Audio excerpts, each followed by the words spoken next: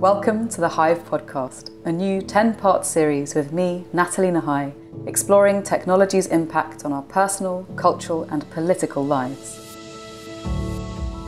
You can subscribe to the show on iTunes, SoundCloud and YouTube and join in the conversation with the hashtag HivePodcast. If you enjoy the show, please do give us a rating on iTunes as it helps spread the word and makes it easier for other people to also find this content. And now for the show.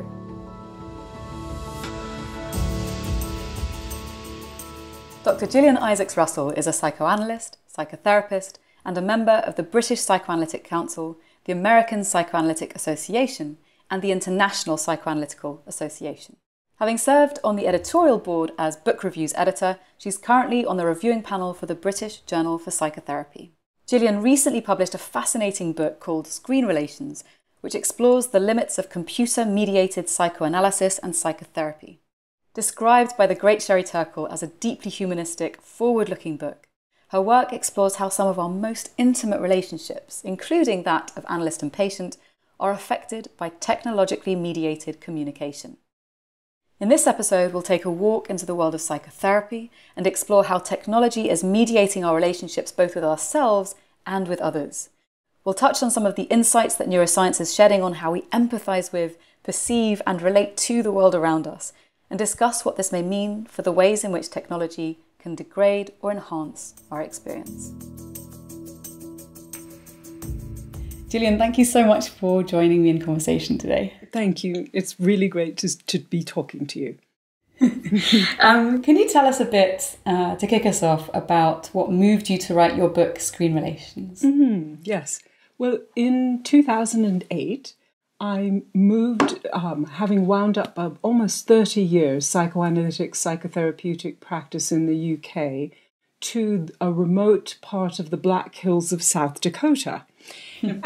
And really dealing with separation, with having to adapt to a completely new environment, missing my family, missing my work.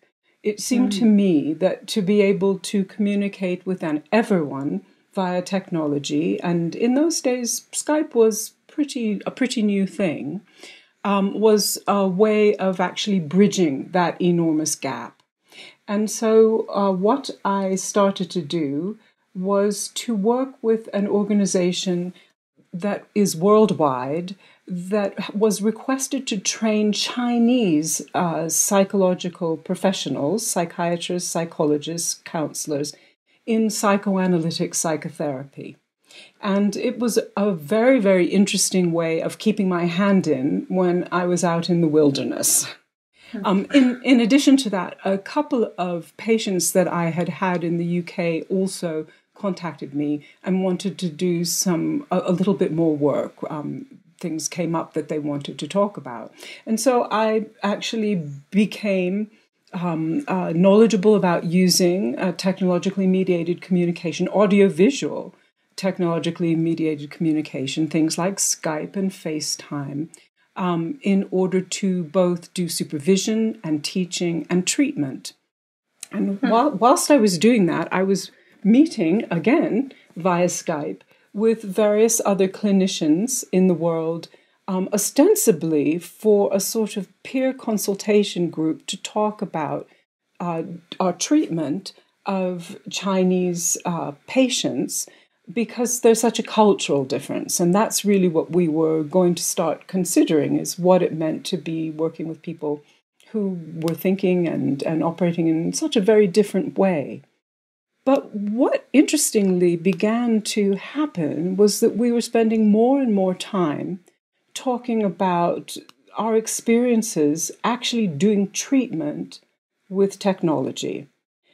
And we all began to notice that the technology was altering the way that we approach treatment in actually quite significant ways. So things like, we found that, all of us were very experienced, but we found that we could not remember our sessions, our technologically mediated sessions, in the same way that we would remember in-person sessions. People found themselves taking notes far more than they would normally do in a session.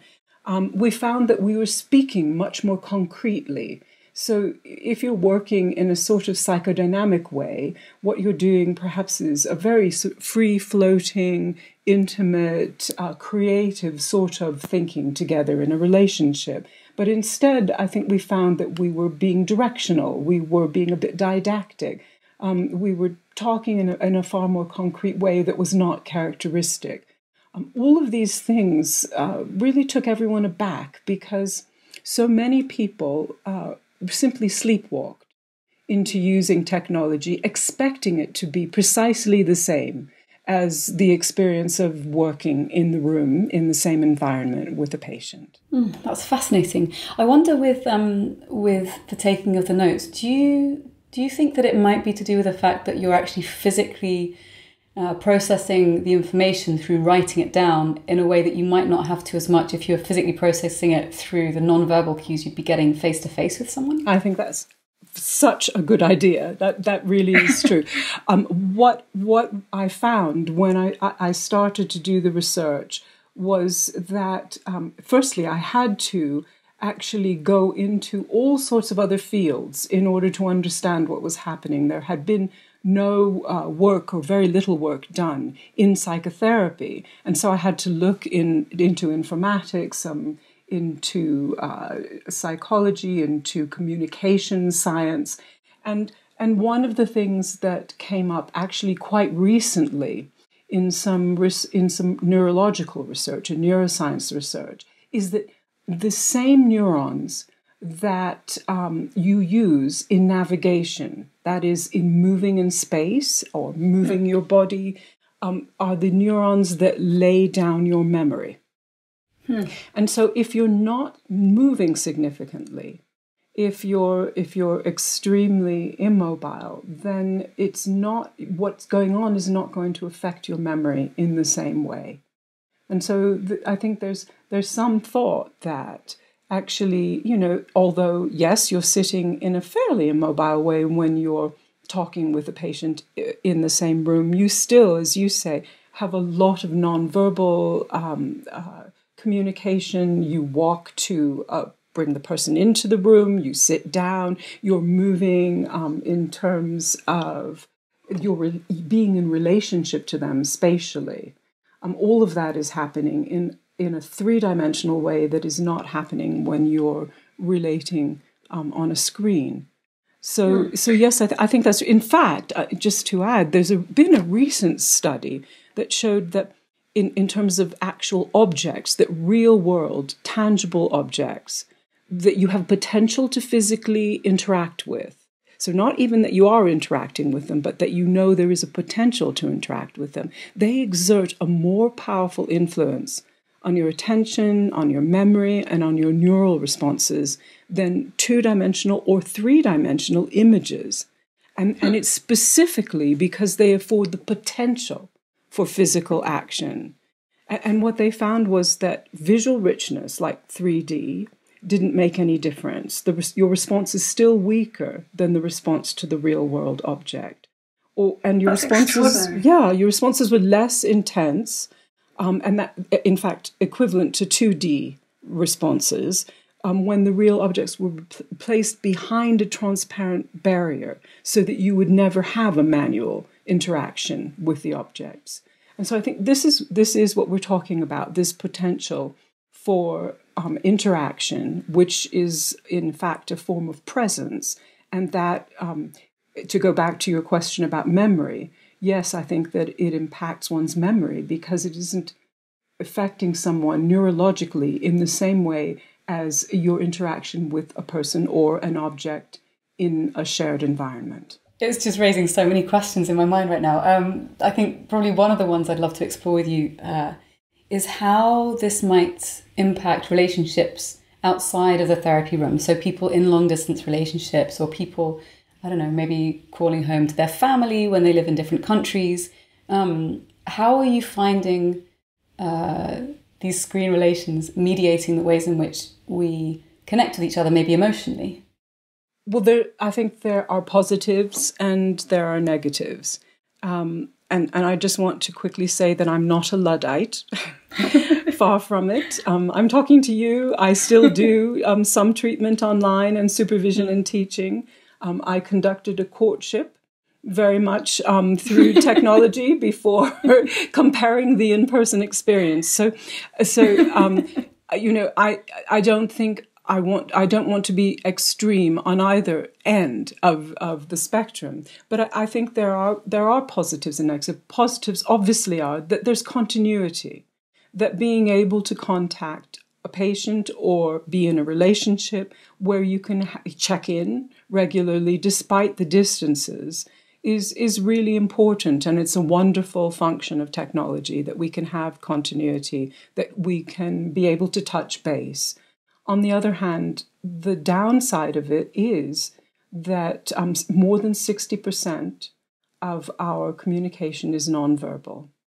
And this is absolutely limited by working on a screen. And so there is a tremendous potential for very subtle misunderstanding, very subtle lack of connection in that way. So to depend entirely on technology for an intimate connection is a rather perilous thing to do. And do you think that the ways in which we process visual information, and that we lose also because of the size of the screen, we only have a very small amount of information to go on, so typically I guess the head and the shoulders. But when we use the screens to connect with our loved ones, especially in an intimate relationship, do you think we lose something about the sensuality of it and maybe gain a perspective of the observer and the observed which takes us somehow out of our embodied experience? Oh, quite. I think that's a really good description, actually, because, you spoke about the embodied experience, and we are neurologically wired to connecting in an embodied way. That's how we keep it real, as it were. And the evidence is that mediating our relationships technologically actually degrades the quality of the relationship. One of the things that happens is in some ways, we lose the stress, which is an important stress, of being co-present together with all that implies. The spontaneity, the messiness, the fact that there is the potential to act out. As one of the patients I interviewed said, the potential to kick or kiss. All of those things in reality bring a richness, bring a kind of immediacy that talking on screens completely eliminates. So let's talk about the kiss and the kick thing. What's encompassed by that phrase within the psychoanalytic or psychotherapeutic context? Right. Well, there's something really important about experiencing the risk, the potential for interaction within a psychoanalytic relationship. You may not be doing those things. Hopefully you won't be kicking. And you're not supposed to be kissing. But the fact that those things could happen, and yet, for instance, the psychotherapist is providing an environment of safety where feelings are regulated and talked about, is a very healing experience. If you're actually separated by distance and on a screen, then one knows those things will never happen. And so there's no testing about I think there was one patient who said to me, for instance, that he found it extremely important because he felt himself to be a very trying, very difficult person, that he could sit with his therapist and his therapist would listen to him and bear him and keep seeing him and keep thinking about him without running away. And with the protection of a screen, one never tests that. One never tests one's vulnerability. One never tests one's aggressiveness.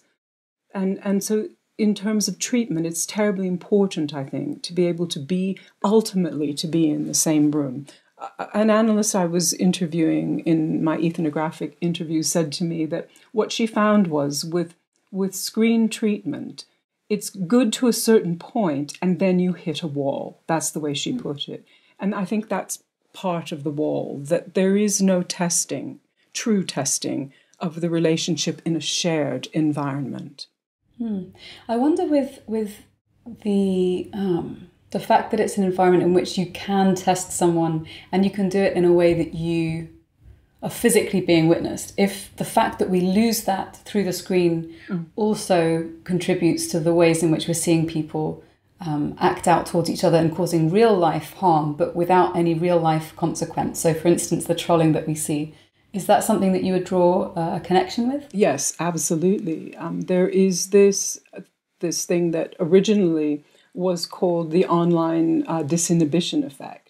And I think that is the experience of not having any consequence for one's action, not seeing the impact of one's actions on the other person.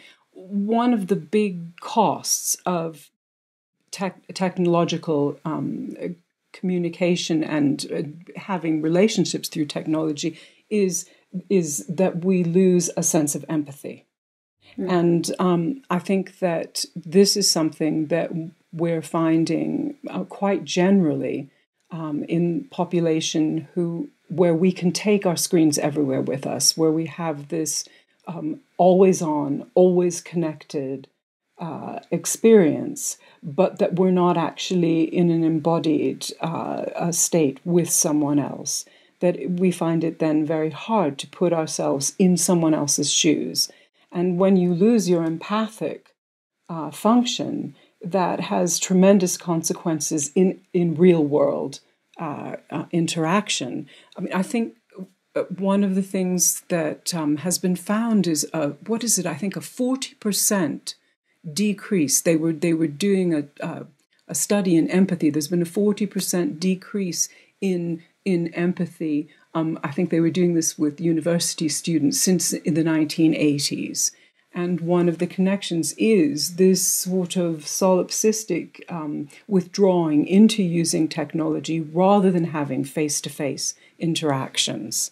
I'm just listening to this and thinking if there are parallels also with this to a lot of the videos that get shared a lot on platforms like Instagram, for instance. So one of the things that I was researching recently for a talk was the popularity of specific types of videos. And one of the videos that's most watched is, they call it kind of slime videos. It's a bit like Play-Doh, where you have this putty or this dough that you can play with that's very sensual and mushy, and you're basically watching people play with it.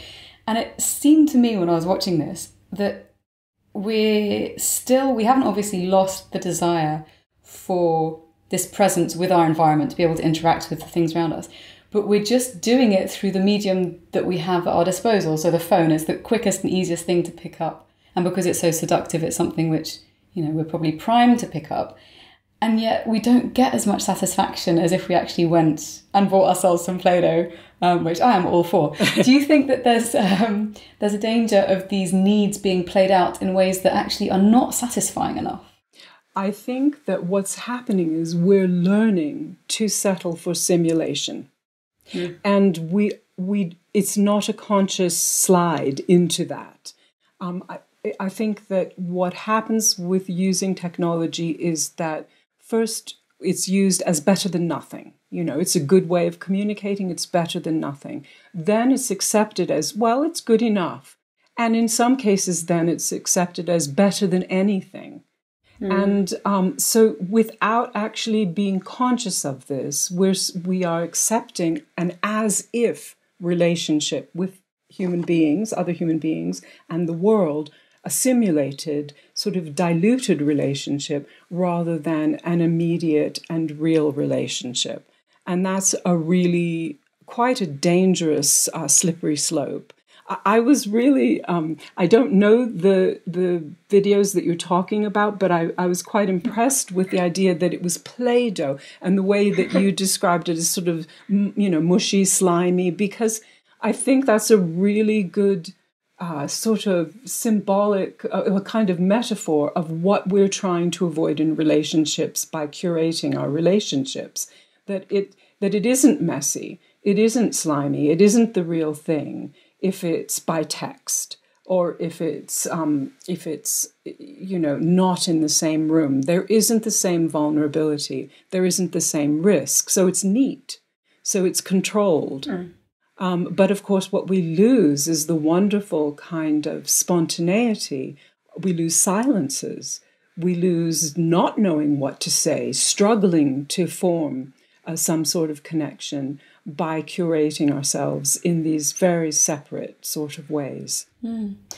I wonder if alongside that there's also, there's something that I've experienced in relationships, that there's also the possibility through texting, along with all of its issues, like the fact that it's asynchronous and you can get something at one point and then reply to it 3 hours later and things have changed. But aside from that, I wonder if it's also something which can have a positive impact for those of us who find for specific things difficult to address, or maybe we find eye-to-eye, person-to-person contact in addressing these things too vulnerable or too difficult. Do you think that it also can play a role in a positive sense for allowing people a channel to express themselves where otherwise they may not?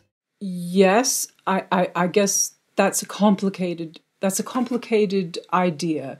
Because it can, but only if it's followed up with the testing it out in reality. In other words, the equivalent of that in the arguments that I've been given in terms of psychotherapy is people say, well, what about people who are too afraid to leave their homes, who feel too vulnerable to bring themselves to therapy? Isn't this a wonderful solution that they can have their therapy in a safe place, in their own environment, online, and not have to be terrified? And I suppose my answer to that would be yes. It's a good start. But if that person never leaves their home, if they never test what it feels like to actually be in person with another person, then what's the point? You never actually get to the healing place. And I think that's the same with, for instance, texting or writing, like writing a letter. If you're going to go to the most, sort of basic before we had text and email, yes, you might be able to put your thoughts together in a very sort of calm, well-reasoned way on paper, and to give it to someone in a way that doesn't cause great distress or trigger them in some way. But in the end, you're going to need to be able to be with that person face to face and follow it through.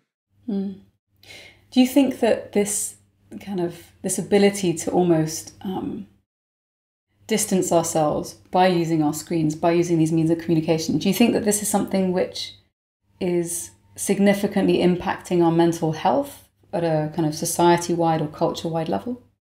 Yes, I'm beginning to think that it is. Again, I don't want to sound extreme or, like a scaremonger, but on the other hand, I think we are seeing a rise of narcissism in the society, along with this decrease in empathy, and perhaps also a difficulty in communicating.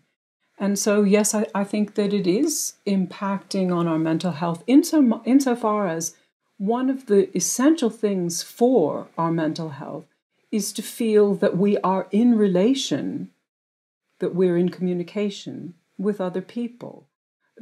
There's a study done by a psychiatrist named Alan Teo, where he was looking at elderly people, not patients, just simply people senior citizens, and their rates of loneliness. And, sometimes Skyping or even talking on the phone is considered a great way of solving someone's isolation. And indeed it is. It does go some way to that. But I think that what he found in the end was that the only real thing that met someone's deep depression from loneliness was personal, actual co-present relating.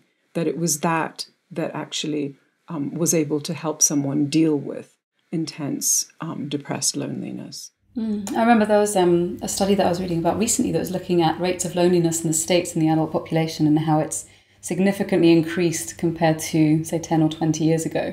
And it seems to me as though we're becoming a bit more aware of some of these more negative impacts of the ways in which we use technology. Is this something that you think people are starting to get a little more savvy about? I really hope so. I think that I've noticed certainly there have been some things raised by younger people. For instance, I just was made aware of the song by Noah Cyrus called "We're Fucked."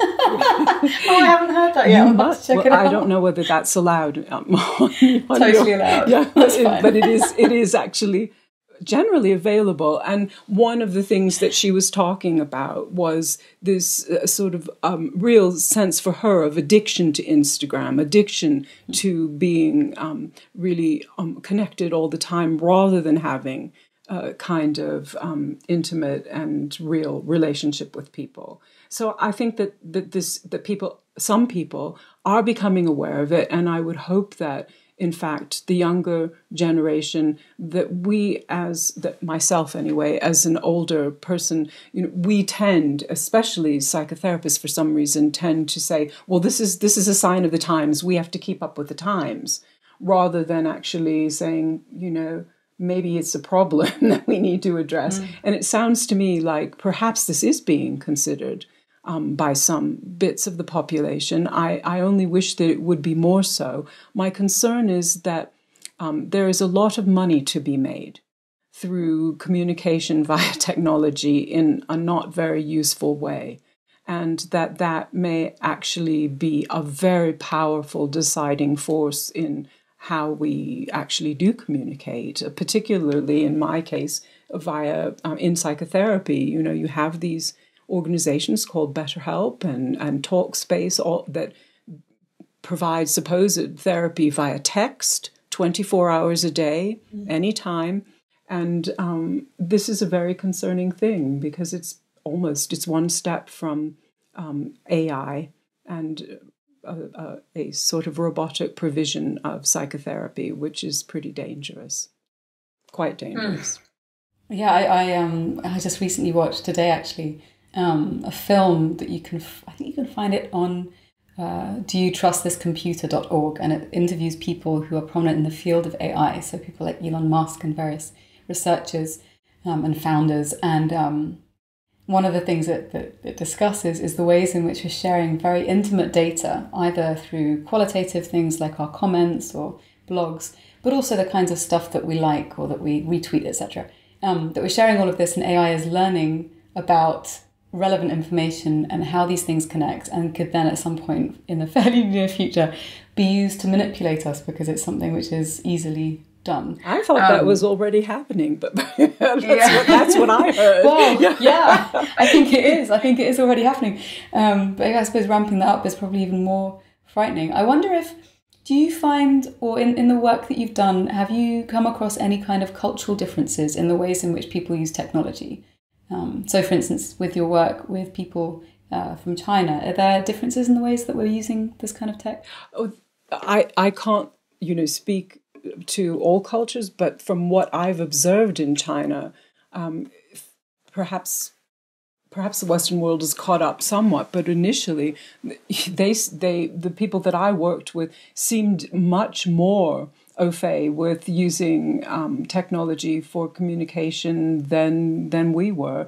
Very, very adapted to it, very took it for granted. And indeed, in terms of providing psychotherapy, which was when I began to teach there, a newer thing, especially a psychoanalytic, psychodynamic, individual sort of approach. There was, I remember once a trainee who expressed surprise that anyone actually worked in the same room. As far as she was concerned, that's how you provide psychotherapy online, and that was it. That's extraordinary. Wow, it makes me sort of wonder about, I think about this often, about the ways in which we use, for instance, augmented reality or virtual reality to kind of take us out of our present physical environment. But then also how there seems to be this desire to experience physical edges and risk by going to things like immersive theatre. So there's this wonderful company called Punch Drunk, which used to be based in the UK. I don't know if it still is, but they're currently running an event in New York called Sleep No More, which is based on Shakespeare's Macbeth.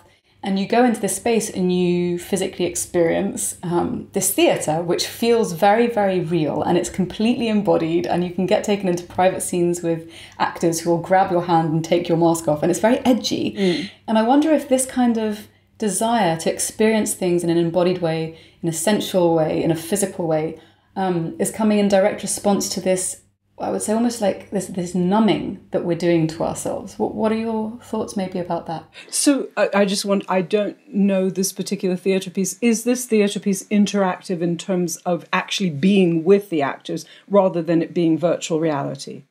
Yes, so you move into a physical location and you can follow actors around and you wear a mask and you're supposed to sort of be quiet and observing, but you can walk around the entire space and pick things up. But then if they grab your hand and they take your mask off, then you go through this kind of the third wall and you enter into their world. Right. And it's not virtual, it's real? No, it's real. Well, I would think that that's a really interesting response to perhaps even all of us being so accustomed to watching films or television or things on our computers.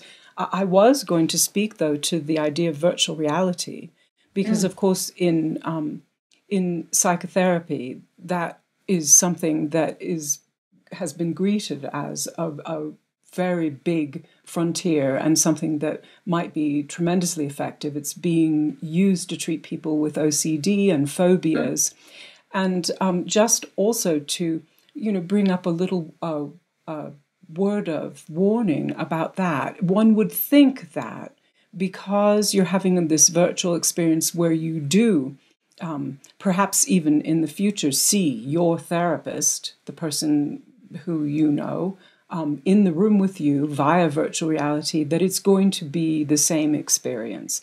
And again, some research that's being done, not at all with therapy, and just because the neuroscientists are interested in the effect of virtual reality on the brain.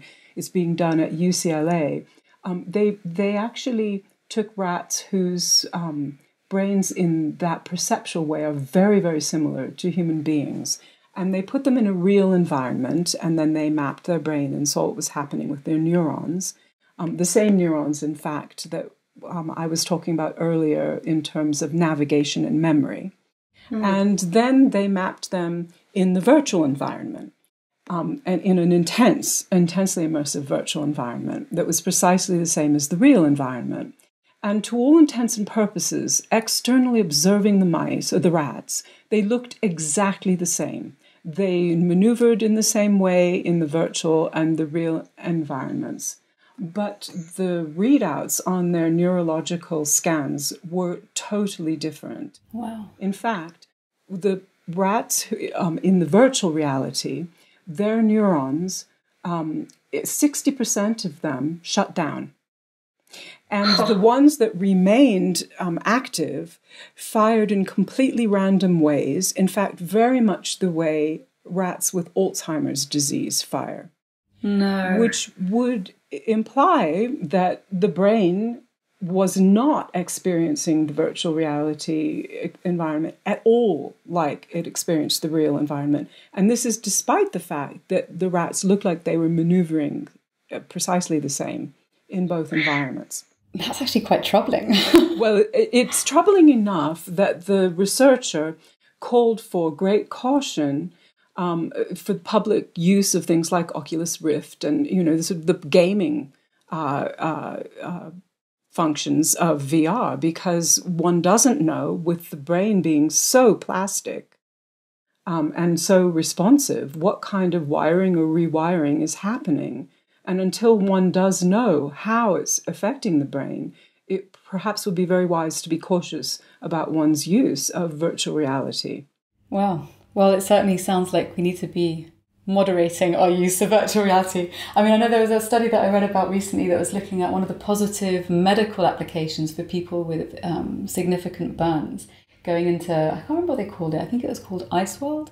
Anyway, going into a simulated freezing environment and how it reduced their experience of pain. So I wonder with that, again, if it just needs to come with some sort of manual of use it this many times a day for this kind of thing, great, versus maybe not so much that, kind of like with, I don't know, mushrooms or anything that we use to kind of change our mental states. Maybe it needs to come with a health warning. I think so, until they understand exactly what is happening. And, like all these things.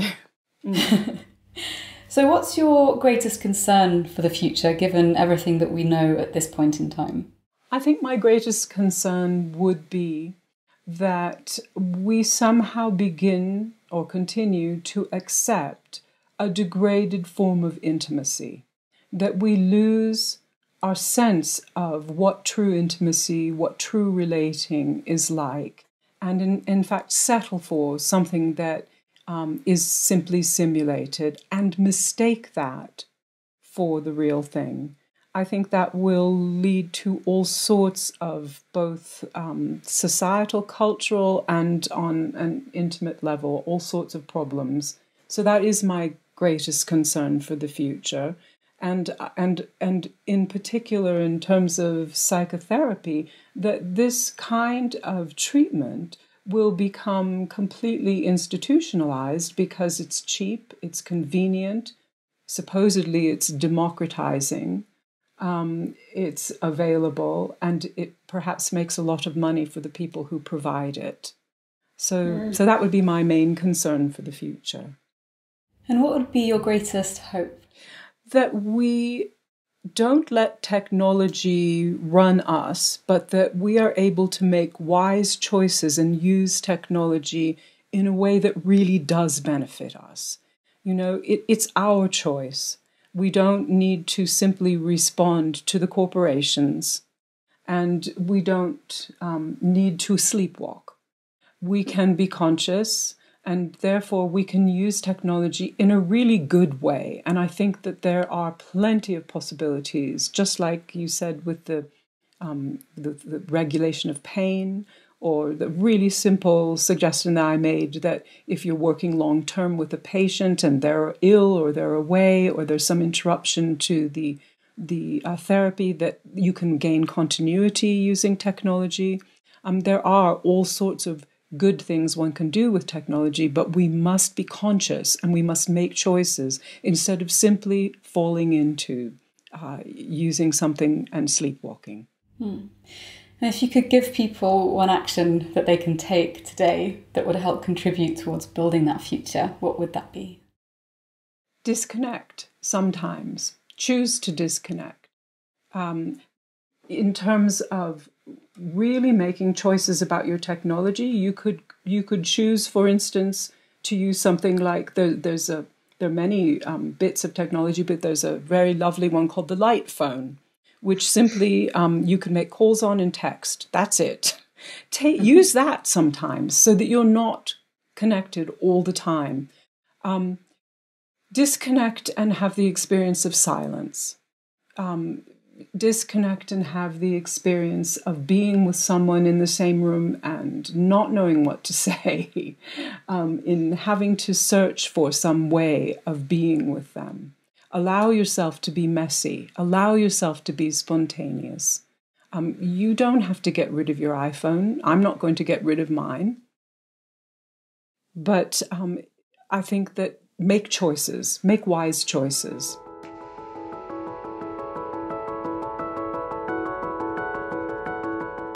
Thank you for listening to the Hive podcast with me, Nathalie Nahai.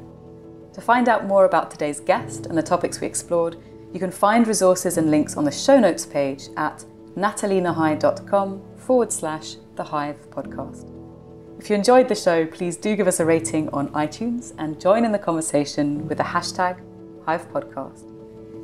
Thanks again for listening, and I look forward to sharing more with you in the next episode.